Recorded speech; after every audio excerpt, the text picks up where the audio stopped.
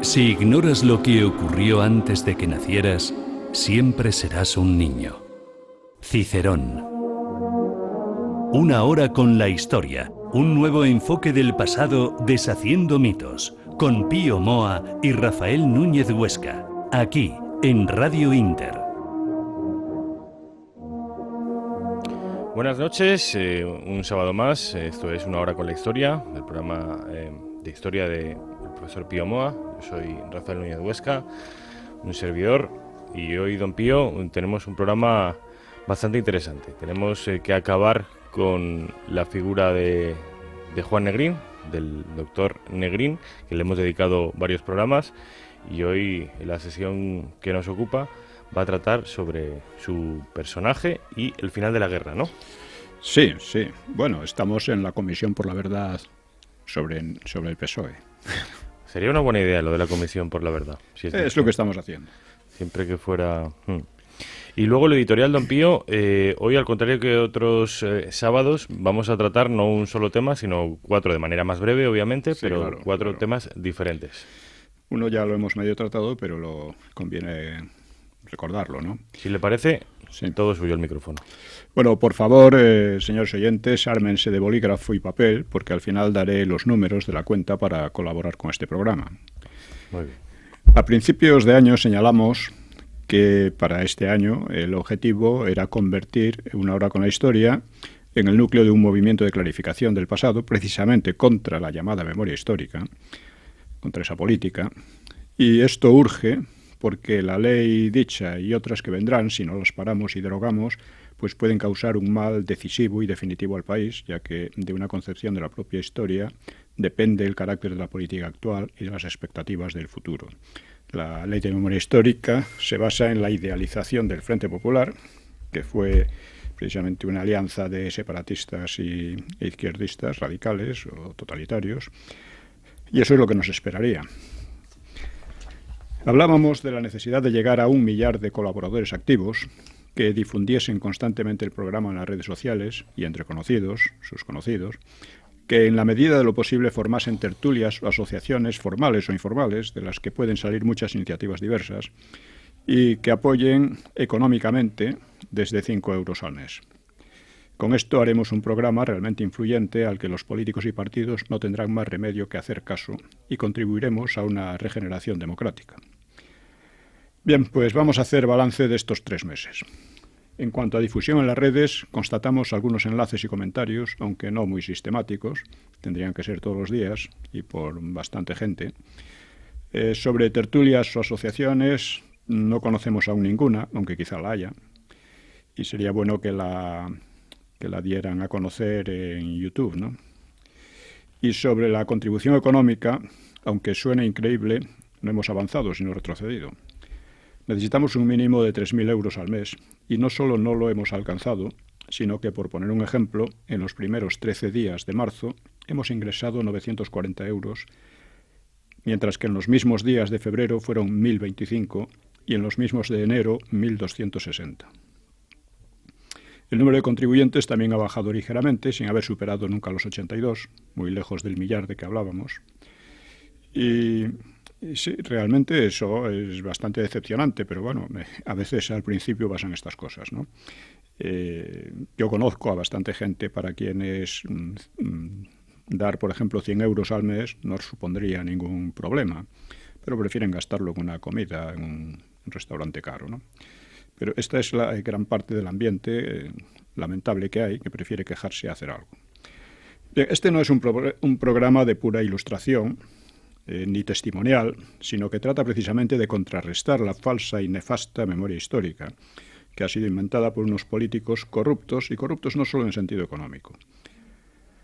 Contrarrestarla depende mucho más de ustedes, amigos oyentes, que de nosotros, y volvemos a dar un toque de atención.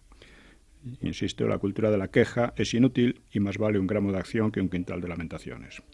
Así que si tienen el bolígrafo a mano, volvemos a dar el número de la cuenta, que es Taller de Ideas, BBVA, ES09 0182 1364 33015433436. Lo repito. Es Taller de Ideas BBVA ES09 0182 1364 3302 0154 3346. Espero que los que no hayan colaborado por no conocer el número puedan hacerlo a partir de ahora. Y vamos ahora con una segunda cuestión de gran importancia. Como recordarán, el PSOE ha traído un proyecto de ley típico de una dictadura totalitaria en el que, sobre texto de defender la dignidad de las víctimas de la guerra civil, víctimas que llamadas víctimas en gran parte eran criminales, pues quería introducir la persecución abierta y descarada contra las libertades de opinión, expresión, investigación y cátedra. Típico de un totalitarismo, ¿no? Esta ley sería simplemente la consecuencia de la Ley de Memoria Histórica promovida por Zapatero y que, entre otras lindezas, deslegitima la transición democrática y la monarquía. Y con ello queda de relieve lo que venimos denunciando, que el PSOE no solo nunca fue un partido democrático, sino que ha sido y sigue siendo la máxima amenaza para las libertades y la convivencia en paz de los españoles. Nunca ha sido otra cosa, y es por su propia concepción de la historia de España y en general de la vida, ¿no?, heredada más o menos del marxismo. Pero lo más alarmante no ha sido eso, sino la falta de reacción a esa ley y al nuevo proyecto de ley que certifican la debilidad del sentimiento y de la cultura de la libertad en España. Hay una gran debilidad en eso, ¿no?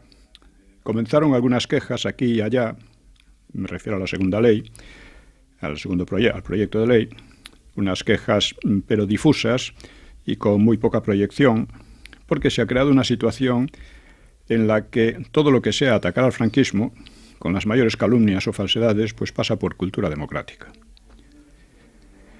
Y es significativo que para atacar al franquismo tengan que suprimir las libertades, ¿no? O quieran hacerlo, y en parte lo hacen. Por mi parte pensé que era una buena oportunidad para pasar de la queja a la acción, tratando de aglutinar esas críticas difusas en un movimiento contra dicha ley, mediante un manifiesto. Elaboré uno, que he leído aquí, luego otro, atenuando la crítica al PSOE, pero manteniéndola, y finalmente se ha consensuado un tercero, sobre la base del segundo propuesto por mí, pero sin mencionar al PSOE, a fin de allegar firmas también de la izquierda. Esto me ha parecido bien porque le da mayor efecto y mayor amplitud, ¿no? El manifiesto se ha presentado el miércoles pasado en la Fundación Valores y Sociedad que preside Mayor Oreja. A pesar de ser mía la iniciativa, no estuve presente por razones que he expuesto en mi blog y no por desacuerdo con el texto, como ya dije. Por otra parte, la Gaceta recogió más de 13.000 firmas, creo, con otro manifiesto, y Hazte Oír ha hecho lo mismo. No conozco los textos, pero me figuro que se parecerán también al mío, no por mérito especial, sino porque no se puede argumentar de otro modo. Se trata de una ley y un proyecto de ley que atentan gravísimamente contra la libertad y la convivencia de todos. Don Pío, yo sí que conozco los textos y efectivamente son muy similares en lo nuclear, son idénticos al suyo. Exacto, es que no podía ser de otra manera, ¿no? Y lo que debemos hacer es ir de frente contra todas estas cosas, ¿no? Como recordarán, el PP vetó la discusión del proyecto de ley en las Cortes, no porque la ley le pareciera mal, al parecer, sino por falta de financiación. Una treta, claro, porque si se quiere sí que hay dinero, pero así se ahorró una discusión parlamentaria en la que iba a recibir buena cantidad de bofetadas de Podemos y del PSOE, porque el PP es constitutivamente incapaz de defender la verdad o la libertad, sea frente a una izquierda que sigue siendo incivilizada, sea frente a los separatismos. Lo ha demostrado una y otra vez. Su técnica es pasar por encima de la ley mediante el diálogo, lo que llama el diálogo. Y por supuesto, el peligro sigue ahí, porque la política general del PP está creando las condiciones para la victoria de una especie de nuevo Frente Popular y la ley podría volver tras las próximas elecciones. Por consiguiente, la lucha debe continuar, la denuncia debe continuar. La lección a extraer es simple y eficaz. No debemos confiar en los actuales partidos políticos que cada vez tienen más de verdaderas mafias. Digo esto porque uno de los problemas de la democracia es la tendencia, lo he analizado en algunos artículos hace tiempo, la tendencia de los partidos a convertirse en verdaderas mafias. Es una tendencia que con una cultura democrática se puede evitar, pero si no existe, esa tendencia es difícil de resistir, ¿no? Otro ejemplo lo tenemos en el movimiento de patriotismo que ha suscitado el golpe separatista en Cataluña, que los partidos no saben todavía cómo encauzar, aunque lo intentan. Y vamos con el tercer punto. Vengo denunciando desde hace años la importancia de la colonia de Gibraltar, única colonia en Europa, una colonia que soportamos nosotros y que constituye una auténtica violación permanente de España. Pues bien, todos los partidos y políticos y medios de masas tratan de ocultar el problema a los españoles o lo tratan como un problemilla insignificante, cuando en realidad define la posición internacional de nuestro país y lo define como un satélite o un lacayo de intereses ajenos. Tenemos aquí a nuestro ejército jactándose de que es un ejército confiable para los amos, que son otros. Y lo dicen así que sin rebozo. Por otra parte, en el inglés se ha convertido en el ejército una especie de segundo idioma o quizá de primer idioma. De nueva lengua franca, sí. Sí. El problema de Gibraltar va íntimamente ligado a otros dos, a la política internacional de España, para empezar. Desde aquí hemos sostenido la conveniencia de volver a una política de neutralidad que tan beneficiosa fue siempre para España. Y el segundo problema al que va ligado es a la colonización cultural que sufre España por el inglés y al que se pretende no dar importancia. Precisamente en mi blog, hablando de los programas de Más España y Más Democracia, pues señalo este como un punto muy importante, contra la colonización cultural por el inglés. ¿Este blog, esta entrada del blog es muy reciente? Sí, es del miércoles. Fenomenal, pues me interesa mucho. Sí. ¿Se titula esa entrada? Se titula Más España 3, es la tercera entrega, y es contra la colonización cultural por el inglés. Vale, muy bien. Hablaremos mucho más de eso porque es muy importante. Sí, y además creo que en realidad es usted el único portavoz o intelectual de la derecha que abunda en esto. Porque, sí. Porque hay otros que, en fin, que comparten gran parte de su discurso, pero esto de la colonización cultural, yo solo se lo oigo a usted. No además, lo repite mucho, ¿eh? Sí. Y está muy bien porque hay muy poca gente concienciada de que esto es de verdad un problema. Es un problema mucho más grave que los ataques del separatismo en Cataluña o en Vascongadas, porque no tienen nada que hacer. El castellano, el idioma, el español común es mucho más fuerte que un idioma regional, que además tienen poca carga cultural, ¿no? Pero con el inglés es muy Aquí distinto. Sí que hay riesgo. Hay un riesgo tremendo y además que no es imparable desde hace años, ¿no? Los franceses sí están sabiendo combatir mejor que nosotros. Claro, ellos tienen otra autoestima. Un poco, pero no tanto. En Francia están pasando fenómenos muy parecidos aquí a los de aquí de España, ¿eh? De entreguismo, ¿no? Cultural y de todo, ¿no? Pero en fin, ellos siempre han tenido más sentido en eso, ¿no? Bueno, pues bien, la denuncia debe convertirse de nuevo en movimiento. A ese efecto, pues un reducido núcleo de amigos vamos a organizar en abril un seminario de 4 sesiones. La primera tratará la historia de Gibraltar hasta la pasada Guerra Civil, o sea, como manifestación de una decadencia profundizada en el siglo XIX.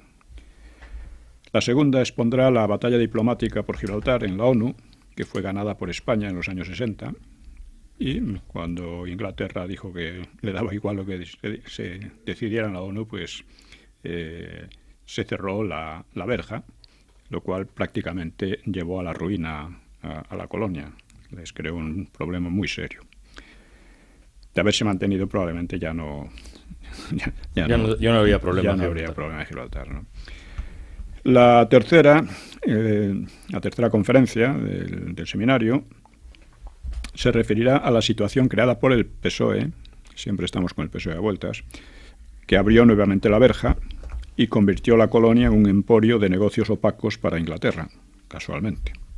Supongo que alguno del PSOE recibiría algún premio también. Y la cuarta, pues discutirá las opciones ante la situación actual y una clase política que indudablemente está interesada en mantener lo que hay, mantener la situación. No hace nada en contra o hace acciones de puro paripé, de pura En fin. Y en fin, esto es lo que hay. Será el mes de abril, los viernes. Todavía no puedo decir el sitio, que no lo sé, pero será así. Los 4 viernes del mes de abril, ¿no? Eso es. ¿Y el seminario, que consta de 4 sesiones, ya tiene un título? De momento no. Pero es todo relativo a Gibraltar. Todo relativo a Gibraltar, sí. Se centrará en Gibraltar y con la idea de ir creando conciencia y un poco de actividad también. ¿Viernes, hora? A las 7:30 de la tarde. Sí. 19:30 horas. Sí. El lugar es el que no saben aún. No, ya el próximo día creo que lo podré decir. ¿Y va a ser usted el único ponente? No, va a haber 4. En principio el primero creo que lo llevará Salvador Fontenla, que es un general de brigada, retirado. El segundo queremos que lo lleve José María Carrascal, que ha escrito un libro muy importante, La batalla de Gibraltar, precisamente. El tercero lo llevará Guillermo Rocafort, que también ha escrito un librito sobre Gibraltar. Está muy comprometido con... Ajá. Y el cuarto lo llevaré yo. Qué interesante. ¿Y esto es de libre acceso? ¿Cómo va a funcionar? Sí, de libre acceso. De libre acceso. Procuraremos que haya bastantes preguntas y que sea vivo. Pues me interesa mucho. Ajá. Yo sabe usted que tengo un programa en la tele todos los días, en Intereconomía y Televisión, que se llama La Redacción Abierta, de 6 a 8:30, y procuraré desde luego darle visibilidad y traerles a los 4 ponentes. Muy bien. Voy Excelente. a procurarlo, y además eso seguramente redunde en la asistencia de este seminario. Pues efectivamente. Vamos a hacerlo así. Hay que mover esto porque es evidente que, como pasa con el inglés, pues hay unos intereses muy grandes en pretender que no hay problema, que es una cosa así secundaria, que casi una cosa pintoresca, ¿no? Pero no es una cosa pintoresca. Define la situación real de España. Y la define como un país lacayo, insisto. Desde luego. Bueno, y vamos finalmente... ¿Hemos acabado con el editorial, don Pío? No, todavía queda un asunto más. Queda un asunto más, que no sé si lo he leído ya, pero bueno, es importante porque es un análisis de la situación tras el golpe separatista, ¿no? Es un golpe separatista que, por una parte, es el efecto lógico de una larga tradición disgregadora e hispanófoba desde principios del siglo XX.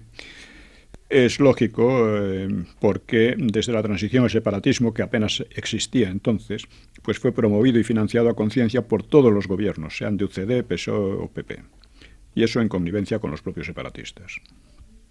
Esto vulneraba la Constitución y sobre todo la unidad nacional y los intereses de España, que están por encima de la Constitución, porque la base de España no es la Constitución, España es la Constitución, es la base de la Constitución.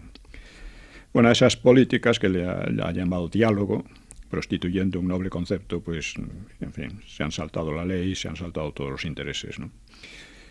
Entre todos ya habían reducido a marginal la presencia del Estado en Cataluña y Vascongadas, entre otros desmanes, porque parece que no ha pasado nada, o sea, que ha pasado un golpe, pero que antes no había nada. Antes ya el Estado en estas regiones casi no existía, casi no tenía presencia, ¿no?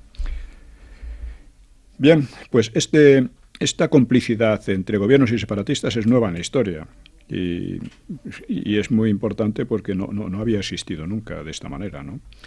Y colaboró, por ejemplo, culminó en lo que podemos llamar la operación rescate de la ETA para sacarla de la ruina y convertirla en una potencia política a costa del Estado de Derecho, junto con la imposición de nuevos estatutos disgregadores que solo pedían los políticos. Es más, los pedían los políticos del PSOE, no los propios separatistas, ¿no? Todo ello combinado con la también ilegal entrega sistemática de soberanía a la burocracia de la Unión Europea y de la OTAN, o la desidia sobre Gibraltar, etcétera, ¿no? La segunda operación Zapateril son las leyes LGTBI, ya hemos hablado también un poco de eso. Así que vamos a ver cómo... y la otra es la ley de memoria histórica, claro, que falsifica la ley de falsificación de la historia, falsificación totalitaria. Bueno, pues este golpe, el golpe separatista, ha dado lugar a 3 movimientos que eran muy importantes. El primero es que se ha visto que ha sido prematura. Como ellos dicen, no había bastante agua en la piscina para tirarse. Como dicen, no tenían base social. No tenían suficiente base social. Habían creado entre todos durante muchos años, pero en fin, la inercia de la unidad de España es muy fuerte todavía. No la pueden liquidar así por las buenas, ¿no? La segunda realidad es la ruptura del sistema de dos grandes partidos que son corruptos e hispanófobos, lo han demostrado muy ampliamente, en connivencia con los separatismos, con el PSOE y el PP, los partidos que se han ido imponiendo desde la transición. Tanto el PSOE como el PP, sobre todo el PP, han recibido un duro castigo en Cataluña, que probablemente se extenderá al resto del país. Y en cambio ha surgido un tercer partido, que es Ciudadanos, que es también zapateril, pero que por haberse opuesto al separatismo, aunque sea de modo ambiguo y un tanto oportunista, pues aunque solo sea por eso, está creciendo con rapidez. Mientras que Podemos, que era un partido inflado artificialmente por el PP para recuperar votos del miedo, pues Podemos ha perdido impulso. Es posible que la simbiosis PP-Podemos se hunda, con lo cual dejaría un amplio espacio que puede ocupar una alternativa real. Y la tercera realidad, la más importante, es que se ha despertado una reacción patriótica de una amplitud inesperada. Los partidos, los políticos y los medios de masas pues creían haber dormido o extinguido ese sentimiento que ahora no saben cómo manejar, aunque lo están intentando. Estas tres realidades certifican el final del sistema creado en la transición sobre la anulación insidiosa del referéndum del 76. Es un sistema que llevaba varios años pudriéndose y sin encontrar salida. Todo el problema político del momento consiste en encauzar el movimiento popular para que no vuelva a ser inutilizado por unas fuerzas políticas en putrefacción, pero todavía dueñas de grandes recursos y con experiencia en manipulación de la gente. La situación histórica demanda una salida que creo que debe sintetizarse en un lema: más España y más democracia.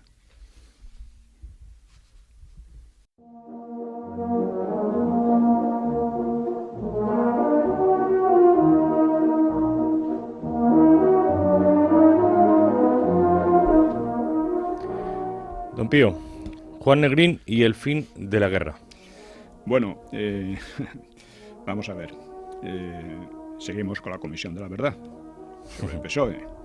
O sea, el PSOE que quería montar una comisión de la verdad para meter en la cárcel o castigar o arruinar a multas a quienes dijeran algo bueno de Franco, por ejemplo, ¿no? Bueno, quería y quiere, ¿no? Porque quería y quiere, no han abdicado sigue de esa vocación. No, por supuesto, y pueden llegar a imponerla si las elecciones se lo permiten, ¿no?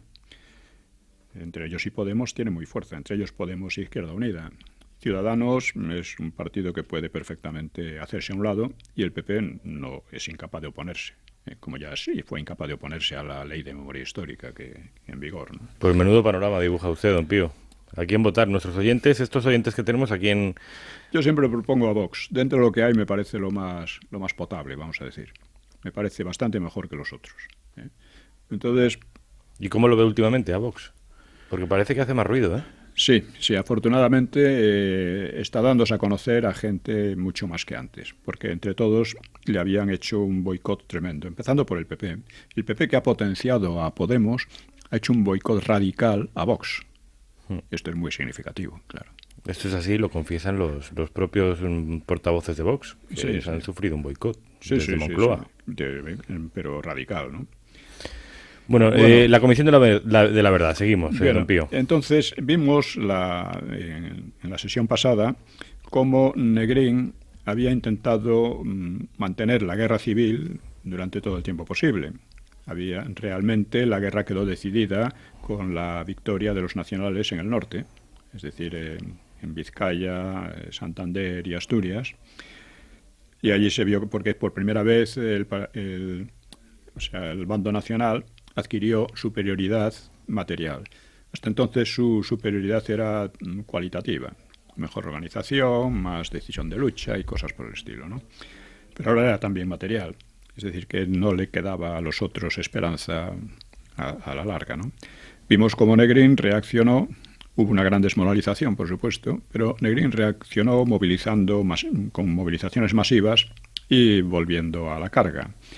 Volvió a la carga por Teruel y la conquista de Teruel se convirtió en una derrota catastrófica también, de nuevo, para el Frente Popular, porque los nacionales llegaron al Mediterráneo por Castellón, cortaron en dos la zona que llaman republicana, que no tenía nada que ver con la república, es mejor llamarla zona roja, responde mucho más a la realidad. O Frente Populista, usted o la Frente llama Populista, Frente Populista, cualquiera de esas dos maneras. Lo cual ya llevó la desesperación de muchos al límite. Pero el Negrín, y los comunistas sobre todo, y parte de los socialistas, insistían en resistir a toda costa por dos razones. Porque por una parte, claro, tenían mucho miedo a Franco, y por otra parte, ellos eran conscientes de todas las fechorías que habían cometido y que estaban cometiendo, ¿no? Y por otra parte, su esperanza era llegar a la guerra mundial. Entonces, la reacción fue lo que dio lugar a la batalla del Ebro, en la que quedamos la vez pasada, ¿no? Así que el 25 de julio del 38, el ejército, un ejército muy comunistizado, el ejército más comunista que tuvo la guerra civil, pues cruzó el río Ebro a espaldas de los nacionales que habían llegado hasta que estaban desplegados hacia Valencia. Y en esta ocasión, pues consiguió conquistar unos 600 kilómetros cuadrados, ¿no? Pero fue enseguida frenado por una rápida afluencia de tropas contrarias, claro, con lo cual se dio lugar a la batalla más larga y más cruenta de la guerra, ¿no? Duró casi 4 meses, hasta el 16 de noviembre. Hubo más de 100.000 bajas entre ambos bandos, bajas entre muertos y heridos, claro, y la pérdida de 150 aviones por los populistas. Muchos tuvieron la impresión al principio de que el Frente Popular todavía podía vencer, o al menos podía hacer tablas, pero una vez más el intento terminó en derrota. Fue el último gran esfuerzo del Frente Popular. Cuando dice usted que era el ejército ese que combatió más comunistizado, ¿también eso significa que era el mejor ejército republicano? Sí, también. Era el más comunistizado por los mandos, por gran número de tropas. O sea, los comunistas, una de las autocríticas que se hicieron al final de la guerra fue que habían dedicado todos los esfuerzos al ejército y a la policía y no habían prestado suficiente atención a las maniobras que hacían sus socios en retaguardia. Claro, los socios, por una parte, se encontraban con mucho miedo, como digo, a Franco, y por otra parte con mucho miedo a los comunistas, que se imponían con medidas cada vez más drásticas, ¿no? Y estaban así. Bueno, pues durante la batalla, Negrín volvió a ver la esperanza en el escenario internacional. O sea, cuando las exigencias alemanas sobre Checoslovaquia, sobre los Sudetes, pues estuvieron a punto de provocar por fin la conflagración general europea, que era lo que él esperaba y deseaba, claro. Y en general lo deseaban los rojos, ¿no? Los del Frente Popular. Para seguir la crisis de cerca, la crisis de los Sudetes, Negrín se trasladó a Ginebra y allí intentó un golpe de efecto. Anunció el 21 de septiembre la retirada de las brigadas internacionales, que hasta para entonces las brigadas se habían convertido en un cuerpo muy desmoralizado y de muy pobre eficacia, ¿no? La mayor parte estaban compuestas ya por españoles, además. Así que fueron, por otra parte, en la crisis de los Sudetes, por ejemplo, el PNV y los nacionalistas aplaudieron a los alemanes, porque, claro, los Sudetes eran mayoría alemana. Entonces, pues dicen, vamos a ver si aquí hacen lo mismo, ¿no? O sea, se aplicó lo del derecho de autodeterminación, que es lo que estos quieren, ¿no? Bueno, pues en noviembre, ya digo, fueron evacuados bastantes brigadistas, una operación muy aireada en la prensa, pero no salieron de ahí las esperadas presiones internacionales para que abandonasen también los alemanes, aunque 10.000 italianos sí fueron devueltos a su país. Las democracias, en realidad, deseaban el final de la conciencia cuanto antes, y el vencedor a aquellas alturas solo podía ser Franco. Así que esta era la realidad a la que ellos se atenían. La crisis europea culminó en el último tercio de septiembre con la claudicación de Múnich, donde Chamberlain y Daladier, jefes de los gobiernos británico y francés, pues aceptaron la anexión de la región checa de los Sudetes al Tercer Reich, que era, como digo, poblada por alemanes. Y eso ya de antemano suponía una desmembración de Checoslovaquia. Lo que pasa es que los nazis fueron mucho más y liquidaron prácticamente a Checoslovaquia, ¿no? Las ilusiones de Negrín acabaron de desinflarse pues cuando Franco anunció que en caso de conflicto europeo España sería neutral. De esta manera, por una parte, se debilitaban los temores o las tentaciones de intervención de Londres y París, y por otra parte se demostraba que los nacionales eran una potencia, digamos, soberana, independiente, ¿no? Cosa que no pasaba con el Frente Popular, que dependía de Stalin casi por completo, ¿no? Y además se demostró, don Pío, una tercera cosa, y es que Franco cumplió su palabra. Sí, la cumpliría luego. Eso, pero claro, eso no se podía saber entonces. Muchos podían pensar, bueno, eso lo dice ahora, pero a saber. Pues, sí. El anuncio de Franco pues fue recibido con mucha indignación en Italia y también por diversos jerarcas alemanes, pero Hitler estaba muy contento con su botín de Múnich, así que lo despachó con un comentario desdeñoso. Dijo, es una cerdada, pero ¿qué otra cosa podían hacer los pobres diablos? Dice de Franco. A fin de cuentas, para él España era un teatro secundario, era una manera de ensayar armas y de frenar a los rojos, vamos a frenar en un país que le convenía, ¿no? Porque una España de Frente Popular podía aliarse con Francia, que era un enemigo más claro, y eso sería mucho más peligroso.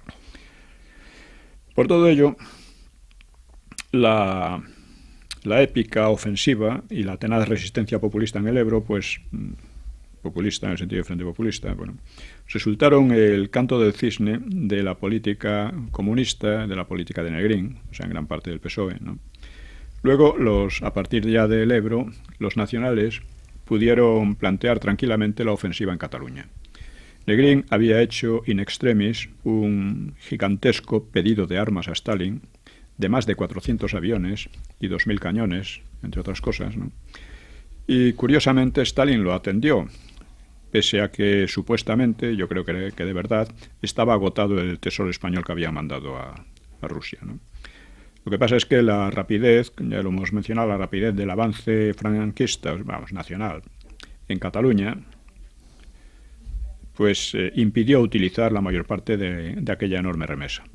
Las armas enviadas desde la Unión Soviética a Burdeos se acumularon en Francia y parte de ellas volvieron a la Unión Soviética o fueron malvendidas por Negrín. Hazaña, esto es lo que dice Salas Larrazábal, seguramente fue así, no pudo ser de otra manera, ¿no? Hazaña, tras salir por los Pirineos, dimitió finalmente, después de haber amagado a hacerlo varias veces, ¿no? Siempre estaba, claro, se veía prisionero, pero si dimitía, ¿qué iba a hacer? ¿A dónde iba a ir? O sea, se había enredado en aquel tremendo problema que él había creado en gran medida y tenía que ir hasta el final. El único que realmente fue hasta el final fue Negrín. Así que también significativamente los consejeros soviéticos salieron discretamente del país, señal de que la Unión Soviética ya abandonaba la partida, y mientras que iban concretándose sus acuerdos con Hitler.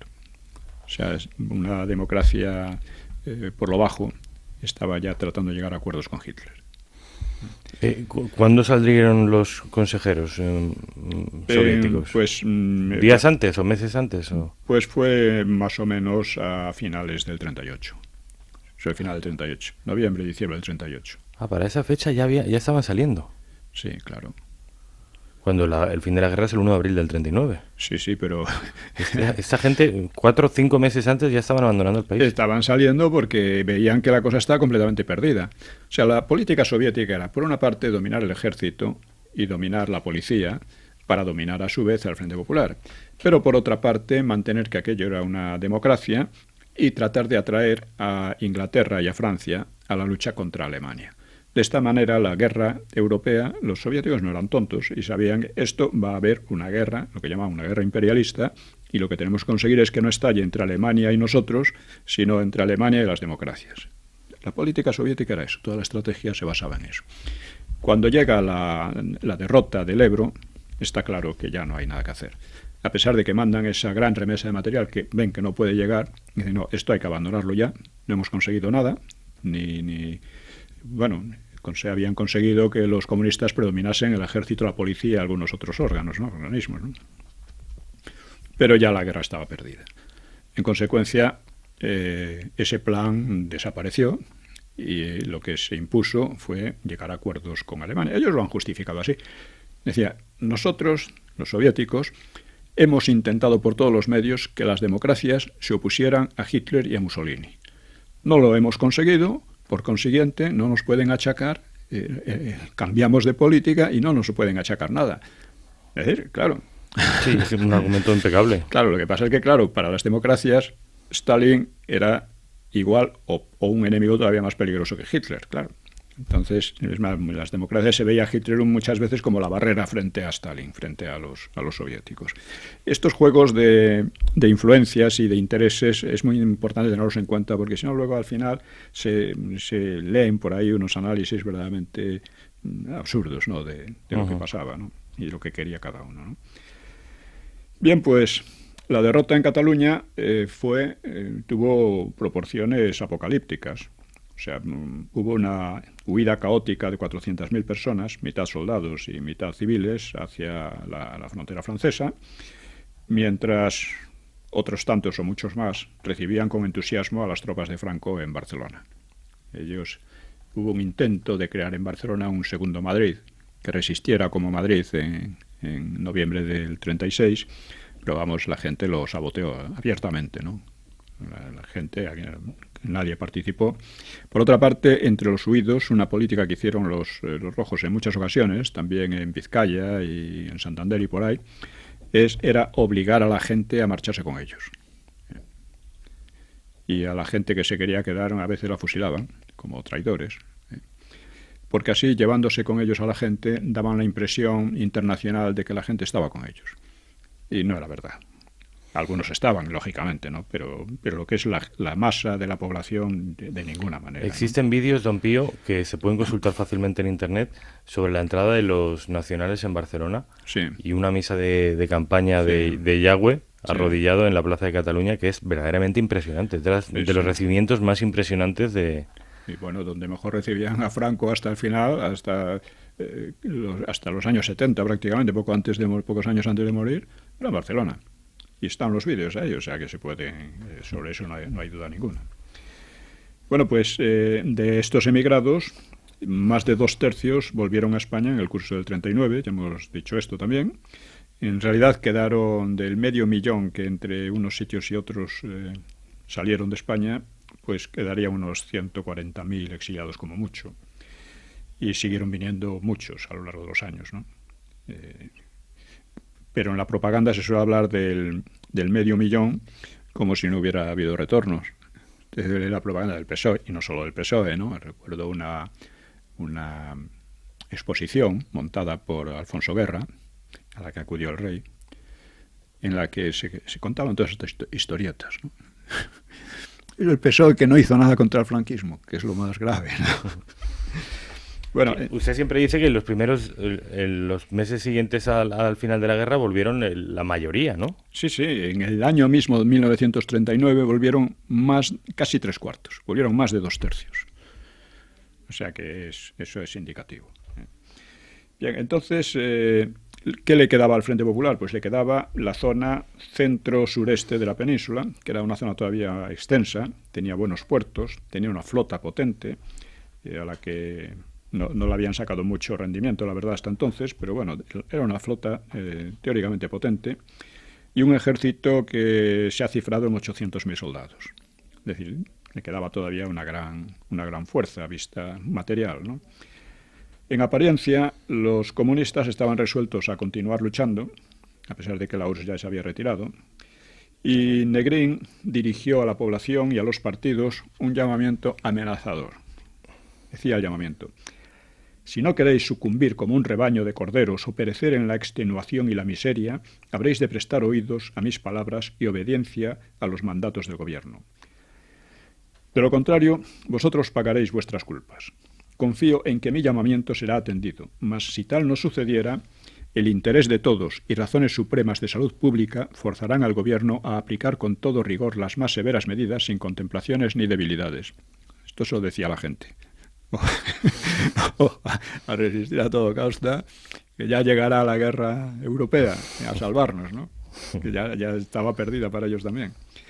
Sin embargo, los partidarios de capitular pues se rebelaron bajo las órdenes del coronel Casado, era un republicano sin partido, y de personajes tan significados como el anarquista Cipriano Mera o Besteiro, uno de los pocos dirigentes moderados del PSOE desde los días decisivos, aquellos del 33-34, cuando se opuso en vano a la dictadura del proletariado y a la insurrección, ¿no? La rebelión originó una guerra civil dentro de la guerra civil, que era la segunda después de las jornadas de mayo del 37, de los que ya hablamos. Los comunistas tenían el control de la gran mayoría de las unidades militares y por tanto pudieron aplastar sin muchas dificultades a los rebeldes. Pero, curiosamente, tanto ellos como Negrín mostraron una extraña después de aquellas amenazas, ¿no? Mostraron una falta de energía y de iniciativa y se dejaron vencer con facilidad. Franco lo que hizo fue dejar madurar la situación, exigió la rendición incondicional y la obtuvo finalmente sin ningún coste militar, sin disparar un tiro.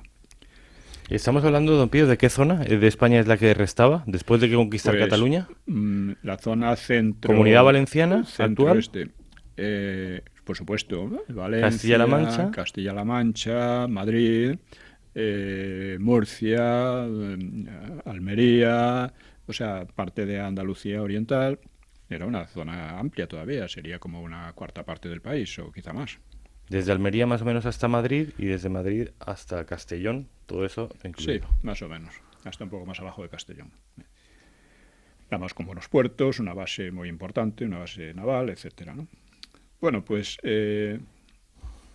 ya digo, esto terminó la cosa en una guerra civil, dentro de la guerra civil, que fue la segunda, como digo, y Franco dejó que madurase la cosa y hizo esto. Y en Alicante se amontonaban miles de izquierdistas con esperanza de escapar, pero repitieron las escenas de Gijón de un año y medio antes, es decir, que no pudieron escapar la mayoría de ellos. Y eso que Franco no se apresuró a coparlos, dejó pasar 3 días o así antes de llegar a Alicante. Probablemente tenía la idea de que se marcharan los más posibles. Claro. Y el 1 de abril terminaba la guerra. Bueno, pues un mes y medio después del fin de la guerra, se produjo la polémica epistolar entre Negrín y Prieto, ya en el exilio mexicano, en que los dos se acusaban mutuamente de responsabilidades por la catástrofe, aparte de disputar por el tesoro del Vita, ¿no? Prieto dice, haciendo como que se asombra, después le dice a Negrín, le escribe, después de haber presidido tan colosal desastre, después de haber originado, con el uso de un poder personal ejercido en beneficio exclusivo de determinada agrupación, se refiere al Partido Comunista, de disensiones hondísimas que condujeron a millares de hermanos de lucha a despedazarse entre sí, y teniendo todavía ante los ojos el espectáculo de 500.000 de españoles fuera de su patria debatiéndose en la miseria y sometidos a las más viles humillaciones, de las que una elemental previsión reiteradamente aconsejada les hubiera librado, después de todo eso, ¿se atreve usted a decir que yo incubaba la catástrofe? Porque Negrín decía que era un derrotista y que estaba incubando la catástrofe. Y Prieto se defiende así. Dice, jamás conocí sarcasmo tan terrible como el del contraste entre sus inmensas responsabilidades y su jactanciosa actitud que le permite condenar caprichosamente a los demás y encima exigir, a guisa de premio, el reconocimiento de su jefatura de gobierno con carácter permanente por indefinido. Y además el tesoro de Vita, claro. Negrín, claro, veía las cosas de una manera muy distinta. Él había sostenido una resistencia obligada porque sabíamos cuál sería el final de la capitulación. Y le escribe a Prieto, sea usted franco y un poquitín generoso. No lo he hecho tan mal, a pesar de la descomunal empresa. Y si se toma en cuenta las condiciones en que los profesionales de la política me traspasaron el cometido y la forma en que entorpecieron mi labor, mi labor ha sido excelente. Pues dice él, si a la superioridad del enemigo, superioridad depende de qué momentos, ¿no? Si a la superioridad del enemigo y a otros factores materiales y políticos no se hubieran sumado la envidia, la traición y la cobardía de gentes de nuestras filas, está acusando directamente a Prieto, ¿no? Dice, no presenciaríamos hoy el desgarrador espectáculo. A nuestra causa no la han vencido los facciosos, no, la han vencido las asechanzas de unos cuantos malandrines, de los cuales durante casi 2 años he tenido que sufrir sus tretas y sus inquinas, hasta que por fin me derrotaron. Señala en referencia a la sublevación de Casado, es lo que dice sobre eso, pero también incluye a Prieto clarísimamente, ¿no? En una carta a Stalin, Negrín, que le llamaba insigne camarada y gran amigo, pues en diciembre del 38 le había indicado: por influjos exteriores, por influjo de la propaganda enemiga, por celos de partidos que han perdido la vitalidad o no han encontrado arraigo en el pueblo, sigue manteniéndose una enconada y dura campaña contra los comunistas. Hoy no podemos responder aún de forma adecuada porque implicaría crear un nuevo conflicto, pero aquellos enemigos se habían adelantado en la respuesta. Esa es la realidad. Ellos, los intrigantes y derrotistas, habían causado la catástrofe. Dice, si aún hoy estuviéramos en guerra, ¿qué duda cabe al contemplar el panorama actual del mundo que nuestra situación sería más prometedora que nunca? O sea, la guerra europea. Pese a todo, él había logrado retrasar, dice, he logrado retrasar 1 año la hecatombe, a lo cual replicó Prieto, tristísima confesión. Sí, retrasó usted la hecatombe agigantándola siniestramente.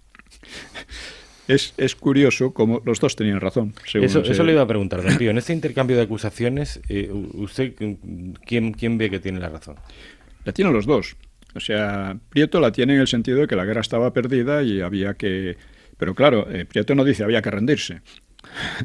Negrín dice la guerra no estaba perdida y aún podía ganarse si enlazaba con la guerra mundial. ¿Quién tiene razón? Pues cada uno tenía su estrategia. Pero Prieto, el problema de Prieto era con los comunistas. Él no quería a los comunistas, se había hartado de ellos como Largo Caballero, y Negrín veía que era su única salvación, los comunistas de la Unión Soviética. Habían dado el tesoro a la Unión Soviética, por lo tanto dependían de la Unión Soviética para armas y para todo. O sea, Negrín se daba cuenta, Prieto hacía como que no se daba cuenta, pero Prieto había sido uno de los culpables. Junto con y este intercambio de cartas se produce en México, en el exilio mexicano de ambos. Eso es, a costa... o sea, es una parte de la discusión sobre el Vita. La discusión sobre el Vita ya la hemos tratado en otra sesión, pues aquí es... Que podrían intercambiar, no sería necesario, podrían verse seguramente, si estaban los dos en el Distrito Federal, seguramente podrían haberse visto personalmente. No estaba, yo creo que Negrín escribía desde Inglaterra, creo, no lo puedo asegurar ahora, pero vamos, creo que era así. Prieto no quiso tener una reunión con él, claro, una reunión con él después de haberle llevado el tesoro, pues era un poco difícil, ¿no? O sea, en realidad... Negrín planteaba la necesidad y la posibilidad de ganar la guerra, a pesar de todo, y Prieto lo planteaba desde la inevitabilidad de su pérdida. O sea, Negrín tenía razón cuando aludía a las jugadas e intrigas que él y los comunistas hubieron de soportar. Por ejemplo, Azaña actuó a menudo a sus espaldas, como había hecho a espaldas de Largo Caballero, en pro de una paz de compromiso que posiblemente hubiera consagrado la división del país. Y, en fin, de meter a París o Londres, y además ya hemos visto en otra ocasión como los indicios de que Prieto quiso tentar a Londres con un protectorado sobre España, para sacudirse el protectorado soviético, ¿no? Resulta curioso que el principal portavoz de los comunistas en España no fuera comunista. Sí, efectivamente. No era comunista y tuvo algún que otro roce con los comunistas, pero su política fue la política de Stalin siempre. Y eso porque era mucho más realista que los demás, insisto. Él se daba cuenta, el dinero está en Moscú, ¿qué podemos hacer? Hay que seguir hasta el final por esa vía. Los comunistas son los que mantienen la disciplina y la lucha más que ningún otro. Por consiguiente, todos dependemos de ellos. Lo que pasa es que los otros odiaban a los comunistas, estaban completamente hartos de ellos, ¿no? Porque aplicaban una disciplina feroz, porque masacraron a los anarquistas, al POUM, no solo al POUM, a los anarquistas, porque dentro del PSOE se abrió una escisión, los partidarios de Largo Caballero, que fueron prácticamente... la historia de la escisión de Largo Caballero durante la Guerra Civil es de lo más gracioso que hay, ¿no? como las maniobras, intrigas, como le cerraban le cambiaron la cerradura de la puerta de la UGT en Valencia, tuvieron que reunirse en la escalera, se llamó el comité de la escalera. Esto pasó también en la transición, estas cosas, ¿no?, de cambiar las cerraduras. Largo caballero que curiosamente era apodado el Lenin español.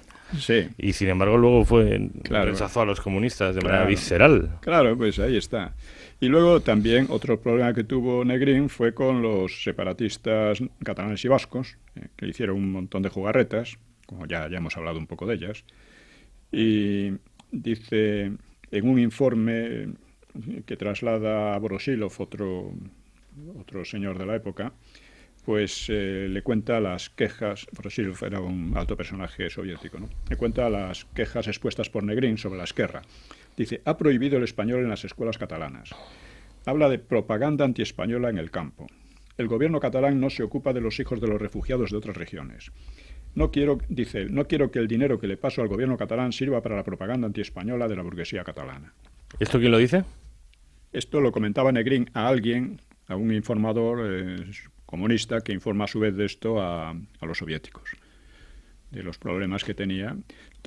Efectivamente tuvo estos problemas, pero al final la mayor parte de los que estaban con ellos soportaban. Tenemos 7 minutos, don Pío. Soportaban las acciones comunistas, y vamos a hablar brevemente de ello, ¿no? O sea, Negrín tenía bastante razón para quejarse de los manejos de sus aliados. O sea, todo esto lo expongo en el libro Los mitos de la guerra civil, que, insisto, no ha sido desmentido en ningún punto importante, ¿no? Ni importante ni siquiera secundario. Pues como digo, Negrín pues tenía razón para quejarse. Pero la verdad es que sus aliados tenían también razón para quejarse de los comunistas, ¿no? Porque tanto de los comunistas de aquí como de la tutela soviética. Por ejemplo, el empleo del terror contra paumistas, contra anarquistas, contra socialistas recalcitrantes, pues fue muy frecuente. Hay testimonios de ellos mismos, ¿no?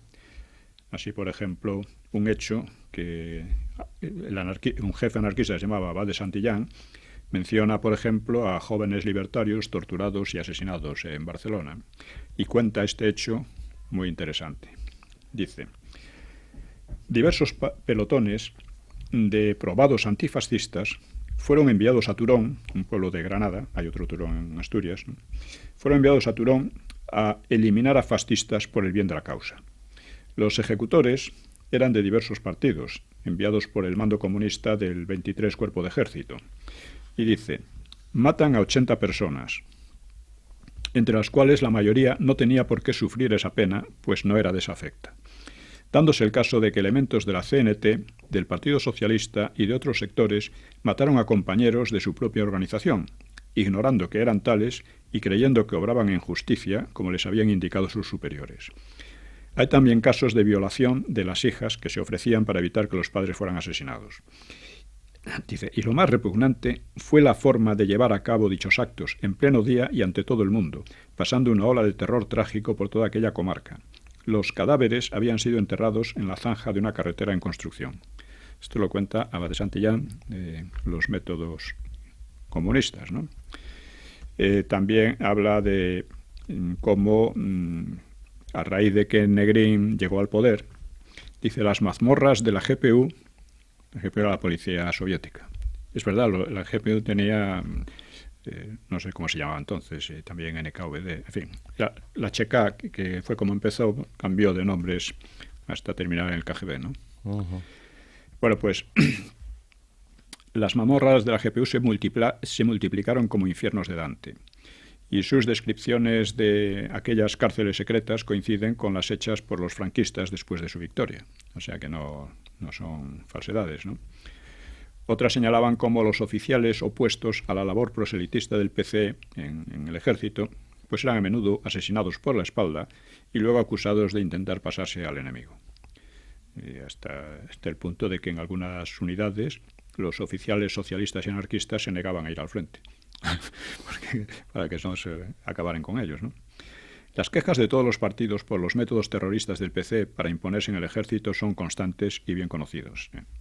En cuanto a la facción de Largo Caballero, que todavía influía en la UGT, le fue cortada toda posibilidad de expresión y confiscados sus medios económicos y sus sedes, atropellos que, como lamenta Largo, nunca se habían atrevido a realizar los gobiernos burgueses.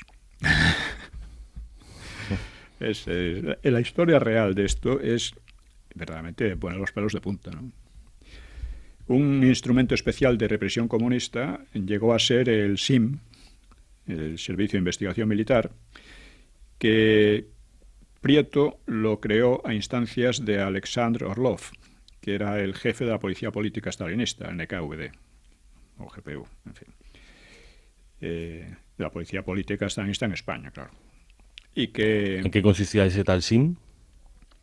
Era un servicio de investigación militar, en una especie de policía militar interna, pero que actuaba también fuera del ejército. Sí. Y este Orlov fue el autor de la tortura y asesinato de Nin, de Andreu Nin, o Andrés Nin. El organismo fue creado el 9 de agosto de 1937, cuando aún Prieto y Negrín se llevaban bien, después de la maniobra de expulsar a Largo Caballero. Y fue creado, ya digo, a instancias de Orlov. Pero el SIM, a pesar de los esfuerzos de Prieto, que era cada vez más hostil a la hegemonía del PC, cayó rápidamente bajo control de los comunistas y sus tentáculos se extendieron tanto a las unidades militares como al mundo civil, como dije. Disponían de sus propias cárceles y de una autonomía total, ¿no? Sus métodos eran reconocidamente brutales. No fueron solo aplicados a la quinta columna derechista, sino también a los aliados de la izquierda disconformes con el rumbo que seguía el Frente Popular. En fin, la perspectiva era cada vez más nítida de un régimen al estilo soviético, cuyas características pues, se dibujaban claramente en España, a pesar de todos los empeños para disimularlas. Querían disimularlas sobre todo ante el exterior, ¿no? Y eso llevaba a la desesperación a los partidos no comunistas, que estaban en un dilema tremendo, porque tampoco podían esperar de Franco un trato misericordioso después de todo lo que habían hecho, lógicamente, ¿no? La alternativa la expresa muy bien una conversación de Azaña con Vidarte sobre la posibilidad de enlazar la guerra de España con la europea. Dice, si esa catástrofe es inevitable, dice Vidarte, no sería lícito procurar que ella pudiera aprovechar a un país como el nuestro. Pero Azaña lo dudaba. Suponga usted que al final de la guerra fuera la implantación del comunismo en la Europa occidental, como el final del anterior fue su implantación en la Europa oriental. A la mayoría de los republicanos, y supongo que también a los socialistas, les repugnaría esta solución. De hecho, si hubieran ganado los comunistas, pues el resto de Europa habría quedado como emparedada entre dos estados soviéticos, ¿no? De hecho, Azaña... Hay que ir acabando, don Pío, ¿eh? Nos quedan 30 segundos. Bien, pues acabamos aquí, ¿eh?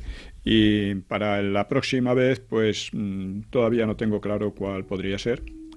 Simplemente decir que los republicanos estaban cada vez más tenían cada vez más a los comunistas que a Franco. Y por eso hubo la sublevación de Casado.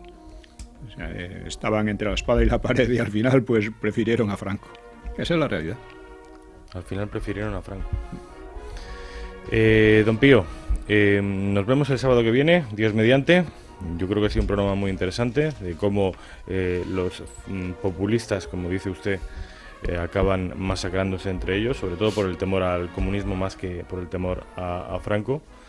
Y es muy significativo de cómo fue el final de la guerra en esa zona roja. Buenas noches, don Pío. Buenas noches a todos ustedes. Nos vemos el sábado que viene en Una Hora con la Historia.